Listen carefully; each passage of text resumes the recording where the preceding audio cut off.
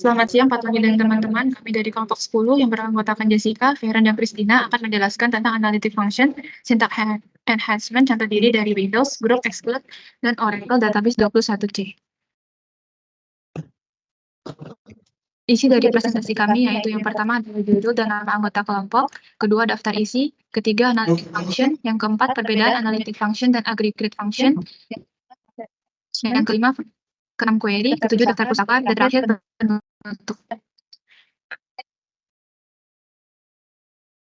Untuk mengawalinya, kita harus tahu dulu apa itu analytic function. Analytic function secara definisi adalah jenis fungsi SQL yang dapat melakukan perhitungan berdasarkan sekelompok baris tanpa mengubah jumlah baris. Dapat menampilkan row data secara rinci dan berurutan. Nah, kalau kita ingat-ingat lagi apa yang bisa menghitung berbagai baris dikelompokkan jadi satu nilai. Itu kayak contohnya kayak average, sum, min, atau max. Tapi mereka lebih dikenal sebagai namanya aggregate function. Analytic function ini adalah semacam aggregate function tapi lebih kompleksnya.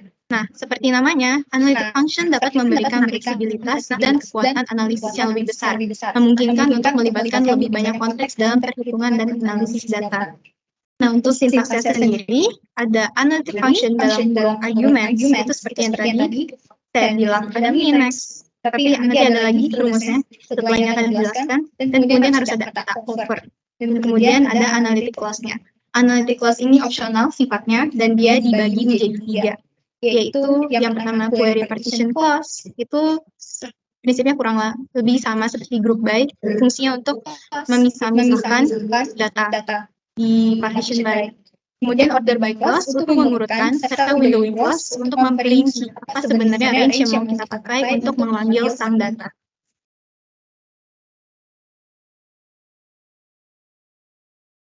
Kemudian kita akan membahas perbedaan dari analytic function sama aggregate function. Jadi, untuk cara penggunaannya, analytic function itu untuk menghitung nilai berdasarkan sekelompok baris yang terkait dengan baris saat ini. Kemudian untuk aggregate function itu menghitung nilai berdasarkan seluruh kumpulan baris. Untuk pengelompokan baris itu, analitik tidak memerlukan pengelompokan baris, karena setiap baris itu bisa dihitung secara independen. Terus untuk aggregate function itu melibatkan pengelompokan baris berdasarkan kriteria tertentu, kemudian menghitung nilai agregat di dalam setiap kelompok. Untuk hasil output itu, analitik menghasilkan nilai untuk setiap baris. Kemudian untuk aggregate itu menghasilkan satu nilai untuk seluruh kumpulan baris.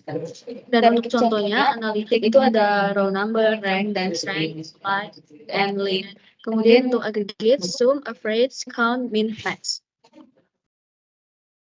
Untuk aggregate,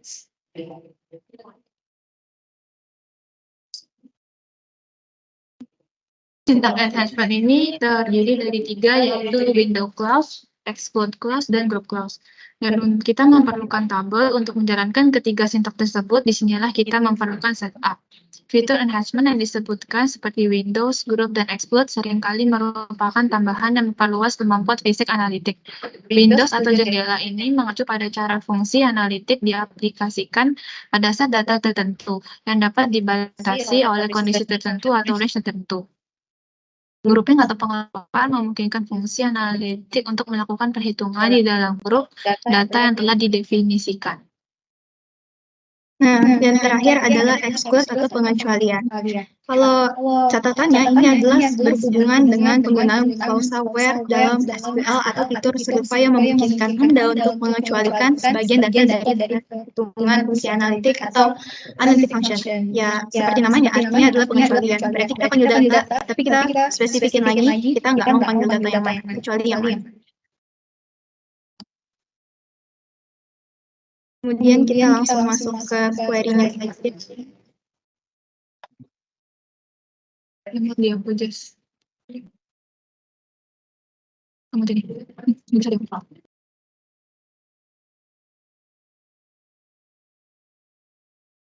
Nah, pertama-tama akan dijelaskan teman saya. Nah, untuk menjalankan query, kita perlu masuk dalam SQL terlebih dahulu dan melakukan setup dengan membuat 2 tabel, yaitu tabel IMP dan tabel T1. Pertama, kita drop dahulu tabel IMP untuk memastikan tidak buatnya dua tabel. Kemudian kita memasukkan data-data ke dalam tabel IMP-nya.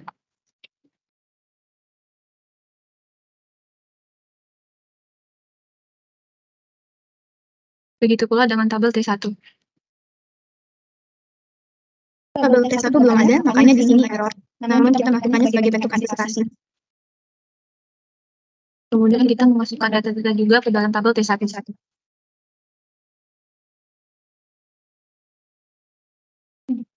Kalau tadi secara teori sudah dijelaskan apa itu aggregation function dan juga apa itu analytic function. Nah, sekarang secara praktek bisa lebih jelas lagi. Jadi kalau kita lihat di sini aggregate function itu Bias value ini gunanya untuk menampilkan urutan pertama yang muncul berdasarkan partition dan order by. Partition itu tuh untuk mengelompokkan data berdasarkan depth number, kemudian diurutkan dari yang terkecil ke yang terbesar. Terus dikasih nama kolom, itu lowest in depth. Partition itu berpengaruh, jadi kalau tanpa query partition clause, maka semua data akan dianggap menjadi satu partition.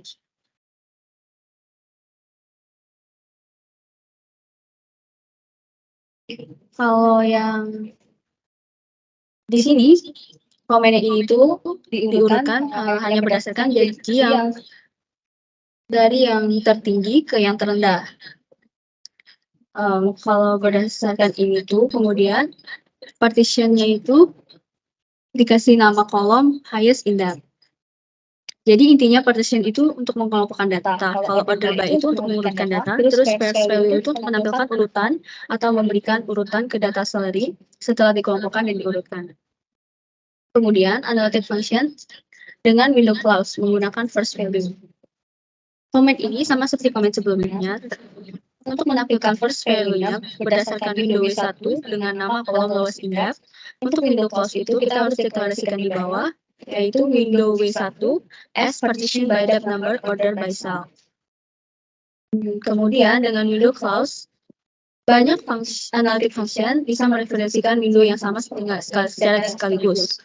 Di sini selain ada first value, terdapat rank juga. Rank itu tuh untuk memberikan peringkat ke data per departemen. Jadi misalnya nih, itu kan ada departemen number 10, itu cuma ada satu data. Maka ada dua data. Jadi di situ tuh diurutkan berdasarkan gaji yang terendah itu menjadi rank 1, dan gaji yang tertinggi itu menjadi rank 2. Begitu juga untuk data-data yang di bawahnya. Kemudian dengan window clause, banyak window frames yang bisa didefinisikan dan dipanggil. Jadi untuk first value yang pertama itu untuk kolom lowest in depth.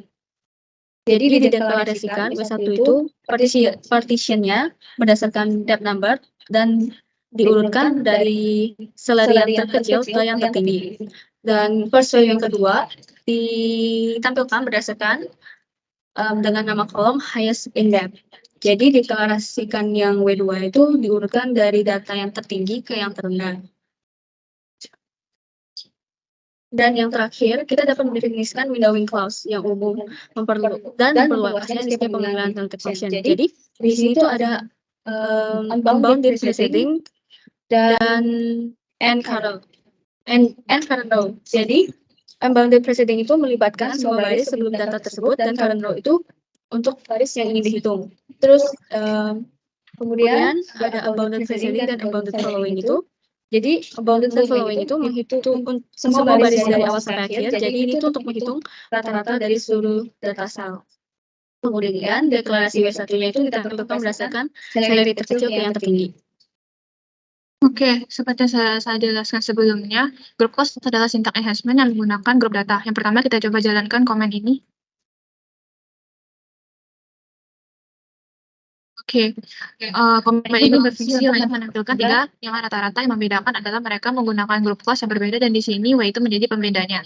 Yang pertama adalah W1 nilai salary dikelompokkan berdasarkan barisnya. Sedangkan W2 nilai salary dikelompokkan berdasarkan grup atau nilai sel yang sama dengan satu grup. Yang ketiga yaitu nilai sel dikelompokkan berdasarkan rentang yang dimiliki satu baris sebelum dan baris sekarang. Jika kita lihat nilai average row-nya itu adalah 800, maka karena nilai sebelumnya tidak ada, maka nilai average row-nya tetap 800. Kalau yang average row-nya juga ada groups-nya tetap 800 karena nilai sebelumnya juga 0. Begitu juga dengan average range-nya. Dan Untuk komen selanjutnya, ini menjelaskan lebih rinci perhitungannya. Oke, seperti yang ditampilkan nilainya itu perhitungan juga hampir sama dengan tabel employee. Yang membedakan adalah karena yang membedakan adalah di average range-nya. Karena range-nya 1 preceding, maka value sebelumnya akan yang dicari adalah value sekarang dikurang 1. Contoh baris 1 mempunyai nilai 1. Karena nilai sebelumnya tidak ada, sehingga range-nya 0 sampai 1, maka average range-nya tetap 1. Nah, yang terakhir adalah exclude clause. Jadi, kalau kita jalanin, kalau saya tadi bilang, exclude clause intinya adalah pengecualian. Jadi, kalau di sini dia exclude current row, berarti dia mengecualikan dirinya sendiri, mengecualikan baris ini sendiri. Gitu. Kayak dia pakai range-nya adalah rows-nya between one preceding and one following, di antara 1 dan 3. Gitu. Dan 2 nggak masuk, karena dia nggak excluding dirinya sendiri, yaitu secara baris. Kemudian yang kedua, komennya ada di sini rows excluding group. Grup ini seperti yang tadi teman saya bilang, semua data yang sama dikelompokkan menjadi satu grup. Jadi di sini mengelompokkan average-nya, kemudian di exclude yang grupnya sama itu nggak bakal dimasukin. Terus yang ketiga,